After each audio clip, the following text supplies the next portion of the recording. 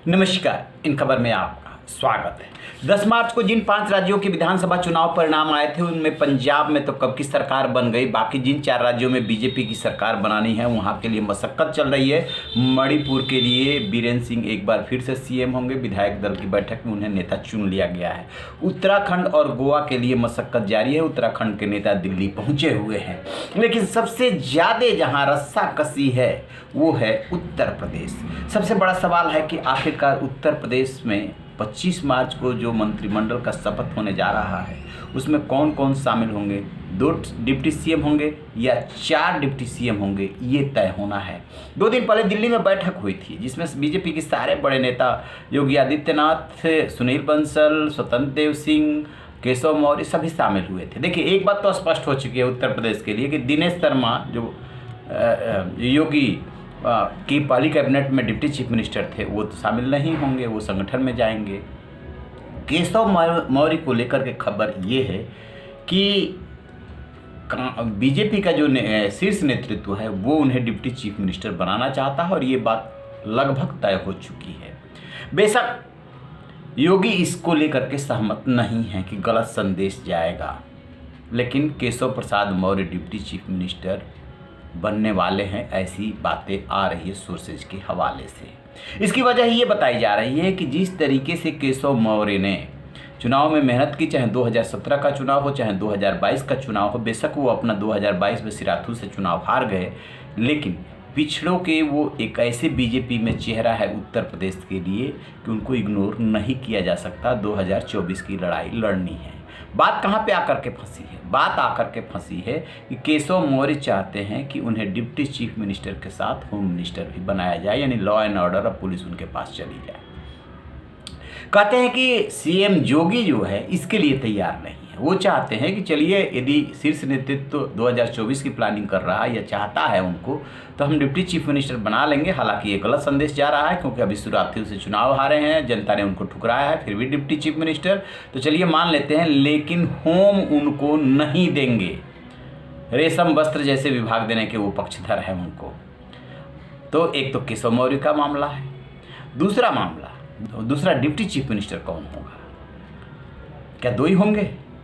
तो देखिए, उसमें बेबी रानी मौर्य जो आगरा ग्रामीण से जीती हैं, उनका बनना इसलिए ज़्यादा आप कह सकते हैं कि उसकी संभावनाएं बन रही है। उसकी वजह यह है कि महिला हैं, दलित हैं, जाटव समाज से आती हैं, जिससे कि मायावती आती हैं। उत्तराखंड का गवर्नर से उनको वापस बुला लिया गया था, तभी संकेत मिल गए थे कि उनको बड़ी जिम्मेदारी दी जाएगी, उनको उपाध्यक्ष बनाया गया, फिर चुनाव में उतारा गया। तो बेबी रानी मौर्य का बनना, क्योंकि आगरा से बीजेपी ने सारी सीटें जीती है, एक ये भी मैसेज है, तो उनकी संभावनाएं ज़्यादा है। अब तीसरा जो सवाल उभर रहा है, क्या इस बार ब्राह्मण कोई डिप्टी सीएम नहीं होगा या होगा? और डिप्टी सीएम कितने होंगे? इन दोनों की तो बात हो गई। तो 2 तरह की बातें हैं। एक तो ये कि योगी किसी भी सूरत में 2 डिप्टी सीएम से ज़्यादा नहीं चाहते हैं। कहते हैं कि जितने ज़्यादा डिप्टी सीएम उतना ही झगड़ा और ज़्यादा जोगी मट्ठा उजाड़, उनका अपना ये मानना है। जबकि बीजेपी का शीर्ष नेतृत्व चाहता है कि सिर्फ ये यूपी का कैबिनेट शपथ नहीं लेने वाली है, ये जो है 2024 का जो प्लान है उसको एग्जीक्यूट करने में मदद करेगी। लिहाजा यदि 4 बनाने की जरूरत पड़ती है तो 4 बना देते हैं। तो अब ब्राह्मणों का प्रतिनिधित्व मिलेगा कि नहीं मिलेगा, ये सबसे अहम सवाल है। तो अभी तक की खबरों के मुताबिक ब्रजेश पाठक का नाम शुरू में चला था, लेकिन अब ये बात आ रही कि ब्रजेश पाठक को नहीं बनाया जा सकता। क्यों? वजह यह है कि ब्रजेश पाठक बसपा से आए हुए कितने विश्वसनीय हैं। अभी जब चुनाव होने वाला था और स्वामी प्रसाद मौर्य समेत 3 मंत्री छोड़ करके गए थे, तब इनके बारे में भी खबर आई थी कि ये भी छोड़ सकते हैं। तब कहते हैं कि अमित शाह ने इनसे बात की थी और जो नेता छोड़ करके जाने वाले थे उनसे बात की थी, उनके बात करके रोका था। और तब आपने गौर किया होगा कि इनकी सीट बदल दी गई थी। ये सुरक्षित जो बीजेपी के शुरू से सीट रही है उस पर इनको भेजा गया, लखनऊ कैंट पे, ये बात आ रही है।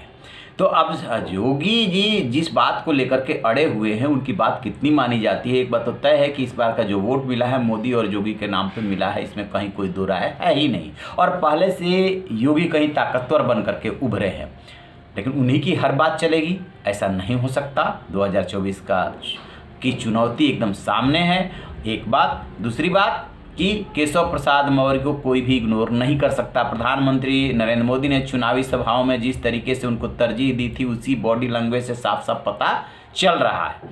लेकिन अब सब कुछ तो पत्ता जब खुलेगा 25 मार्च को, जो अभी तक की संभावित तिथि है, जब शपथ लेंगे तब जाकर के पता चलेगा कि कितने डिप्टी सीएम, किसको कौन सा मंत्रालय, योगी जी की कितनी चली, शीर्ष नेतृत्व की कितनी चली, इस पे हमारी नज़र रहेगी। आप रहिए ना बेखबर, देखते रहिए इन खबर। Thank you.